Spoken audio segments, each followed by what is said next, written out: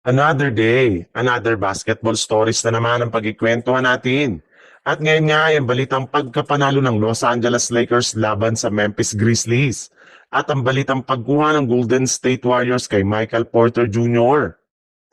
Dahil nga sa underman pa rin ang lineup ngayon ng Los Angeles Lakers sa hindi paglalaro ng kanilang dalawang starter na sina Austin Reeves at Rui Hachimura ay nakastick nga sila sa kanilang bagong starting five which is naging epektibo rin naman nga sa umpisa ng kanilang game laban sa Memphis Grizzlies. Matapos silang makalamang ng maaga ng double digit. At nagawa nga nila yan sa maagang pag-arangkada nila Luka Doncic at LeBron James na parehong naging agresibo sa kanilang opensa. Bukod rin nga sa kanilang dalawa ay nag-step up rin naman dito ang scoring ni Jake LaRavia na siyang rason bakit hindi man nag-struggle ang iba nilang mga role players ay nagagawa pa rin nga nila na makalamang.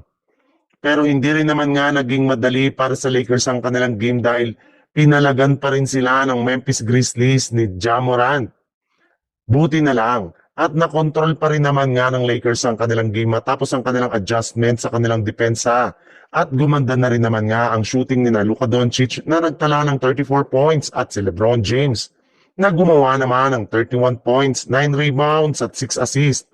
Kasama na dyan ang kanyang mga clutch shots sa huling mga minuto ng fourth quarter para masil ang panalo. Bali, eto nga ang pinakamagandang performance na nagawa ni LeBron James ngayong season na isang magandang senyales para sa Los Angeles Lakers. May ilang mga fans nga at analyst ang nagsabi na isang big man o center talagang pinakakailangan ngayon ng Golden State Warriors para mapakalakas ang kanilang lineup ngayong season. Kaya eto na nga ang mismong rason bakit puro mga big man ang nakadikit ngayon sa kanilang lineup sa trade market.